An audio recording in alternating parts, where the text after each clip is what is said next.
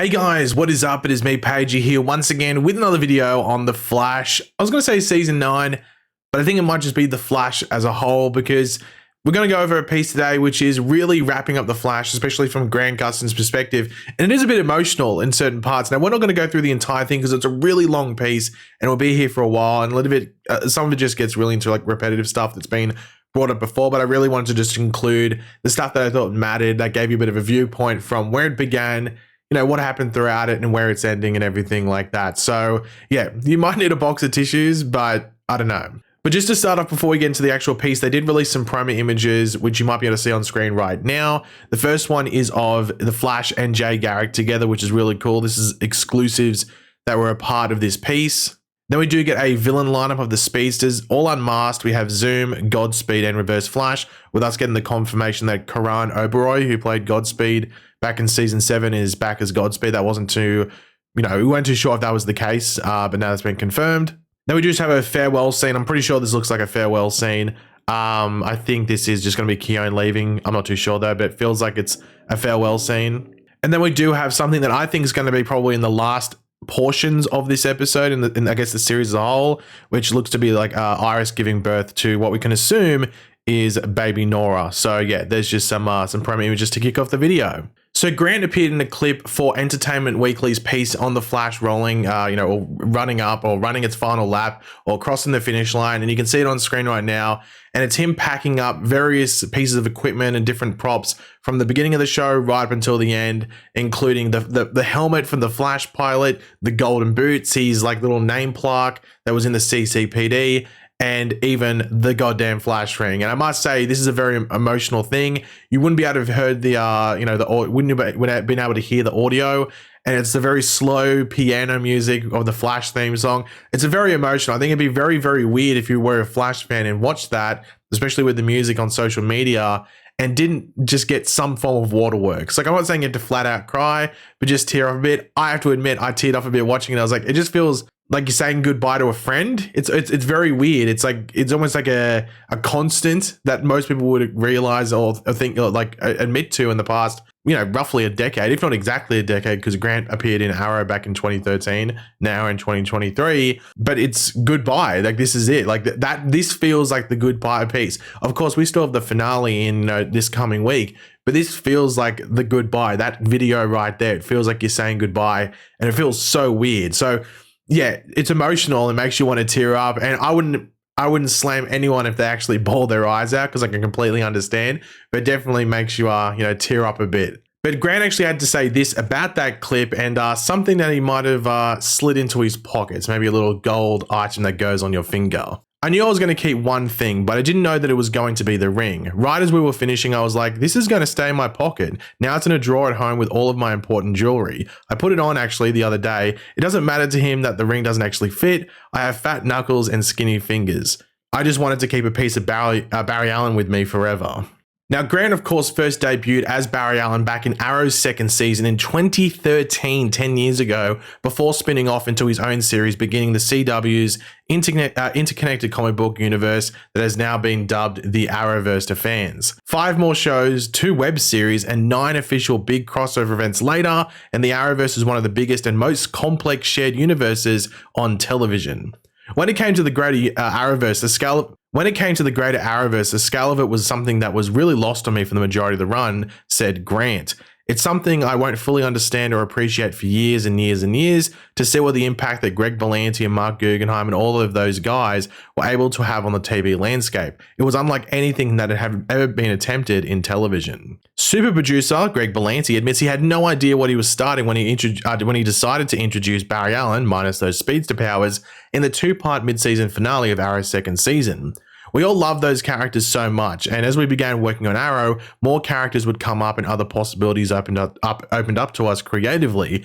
I'd always loved Barry Allen as a kid, and I guess in the back of my mind, the hope was to include him in some way in Arrow. But obviously, we knew that would take our show into the realm of superpowers. We had to find a way to do it that worked in our creative reality and in the time and the budget of a TV show. The Arrowverse's first superhero remembers that origin story quite differently, however. This was right after the first season of Arrow, says Stephen Amell. Greg Berlanti called me into his office and said, hey, we're going to be introducing Barry Allen. He's the Flash. We want to spend the next bit of time building the Justice League on TV, and that's precisely what they did. I mean, I think DC gets a lot of shit for not building this interconnected film universe, but I think people need to look at what they did on TV. Crossovers had been done before, they'll be done again, but the scale to which we did it was unprecedented. And that's the thing that is really lost on a lot of people, is the achievements that the Arrowverse had. I know as a fan that I had to sort of not necessarily defend it, because I don't really care what other people think. I'll enjoy what the hell I want to enjoy, and I'll watch whatever the hell I want to watch. So I don't really care when you get Jimmy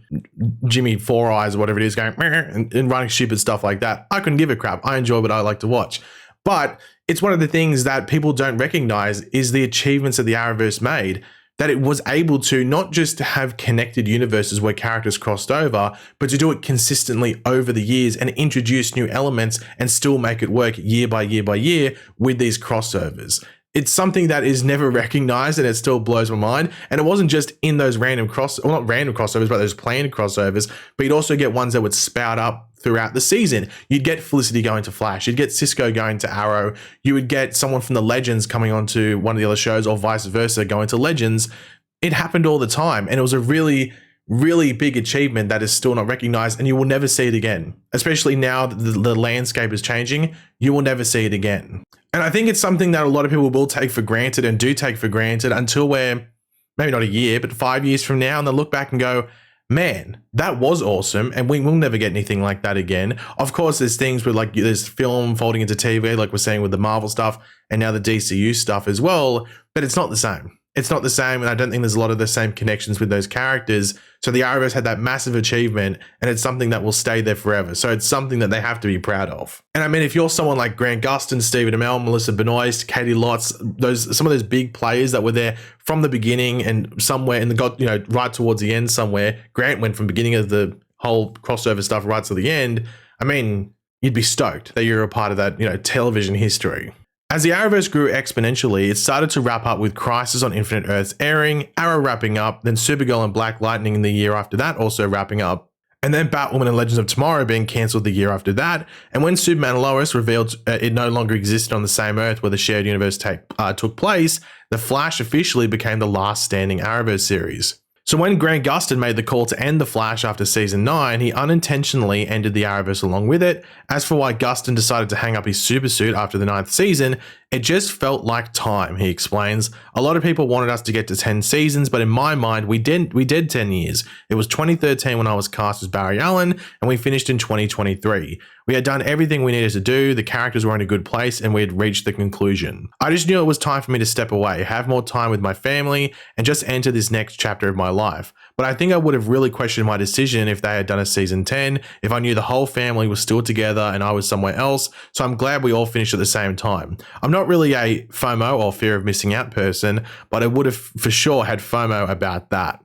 And that's a very important thing. You might be sitting there going, oh, well, they would never do a season 10 of The Flash without, Barry Allen, aka The Flash. But there was a situation with Supergirl as well when Melissa Benoist decided to leave, that they were like, well, we could do, I think Supergirl ended on season 6, and they were like, we'll do Supergirl season 7, but without Supergirl. The Flash would have been a bit easier if they could have got Keenan Lonsdale to come over and be The Flash, but it just wouldn't have worked. That's the thing with these shows. We love these shows and we continued to watch the shows from year on year until they ended or whatever it might be, because you were attached to those characters. So you were attached to Stephen Amell's Oliver Queen. You were attached to Melissa Benoist's Supergirl. You were attached to Grant Gustin's Flash. And that's why you tuned in every week to watch those characters, and and they were part of your family. They were part of your weekly agenda or your weekly routine. So it wouldn't have worked. Definitely. I mean, it could have worked, but it definitely nowhere near it would have felt the same and would have felt like a different show. And it felt like that would have been just something that went on for another season, then just went away. You'd rather finish with Grant from beginning to end. I think that's the way to do it. But this is what Eric Wallace, the showrunner for The Flash, actually had to say on the series finale. I've wrapped up a lot of things in the series finale, and it ends on a very hopeful note that shows you how the future of the Arrowverse could continue in some way, shape, or form, says the showrunner. It hopefully gives people closure, but also some hope for the future, because otherwise, it's very sad to think that there won't be an Arrowverse after May 24. I'm very proud of the last episode. It's a love letter to the audience. So there is a lot of pressure on Eric Wallace. I know he gets a lot of shtick. I know I play into that as well. I think it's fair criticism, anything I say. I see way too much of the going over the top stuff on the internet though, and it's definitely not deserved in my opinion. But he does have a lot of pressure on him. I'm very intrigued to see how he does it and exactly what he means by this. I think it's just a very soft ending where, you know, obviously Grant, or sorry, might I say Barry, continues to be the Flash, maybe even a reference to some other heroes, maybe even getting a sign of things to come in the future in that universe. Not for us, the audience. I think this is it. But hopefully it leaves us in a place where we're not like, oh, we need to see what happens next. I think we're fine with it continuing the way it naturally would within that universe. And yeah, it's going to be sad, obviously, but hopefully like bittersweet. That's probably the best way to put it. But speaking of something that might make people sad is actually something that Carlos Valdez, aka Cisco Ramon, had to say about the finale. And that is that he is actually not in it. And this is what he said. Honestly, there was no way to make it happen, which was really heartbreaking to me because I thought if I decided to step away from the show, at the very least, I have to be there for the finale to round this thing out. Now, this is probably the second or third biggest thing that came from this article in regards to what people responded to. And it's pretty disappointing. And I don't blame it on Carlos either. Like, that's the thing where, you know, things just have to be organized in advance. He was working. If he wasn't working, it didn't happen to be random, but he was working and just schedules collide and stuff. I guess the silver lining with this whole situation could be maybe that, like, he did record some audio or some sort of FaceTime thing. So while he might physically not be there and he couldn't have gone up there to celebrate the end of the show, he was able to play a part in it at the very least. So fingers crossed that maybe something along those lines could have happened, but that is a wait and see. We'll find out within the next week or so when the finale actually airs, but hopefully Cisco plays a part in some way, though he might not have physically been able to be there. So fingers crossed something positive comes out of that.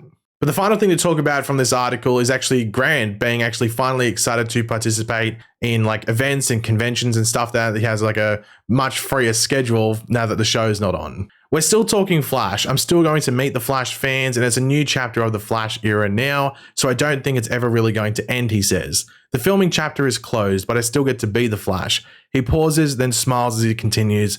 So I shouldn't say I used to be the Flash. I should just say yes when people ask me if I'm the Flash. And that's a really good way to end that thing, because that's the thing that's, I think, going to be with Grant for the rest of his life. I think we've touched base on it before, but for like, he was the Flash for like, 10 years, 9 going on 10 years roughly. And whether it was a 10-year-old, a 5-year-old, a 15-year-old, a 35-year-old, a 55-year-old that started watching the show, there's that almost 10-year journey that they've experienced Barry, or might I say Grant, as Barry Allen, aka the Flash. And that is the Flash for this generation.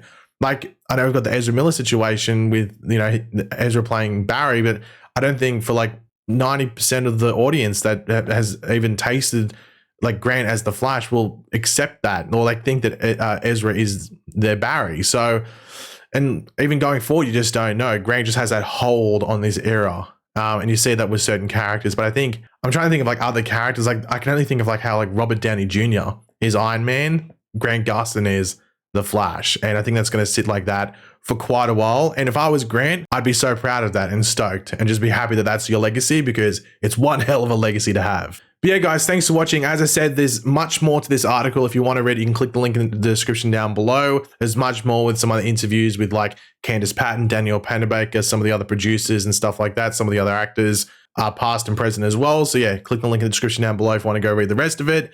But yeah, if you enjoyed the video, drop a like and it shows support. Let me know in the comment section down below just your favorite Grant Gustin as Barry moment. Maybe chuck that in the comment section. And of course, if you are new to the channel, make sure to subscribe.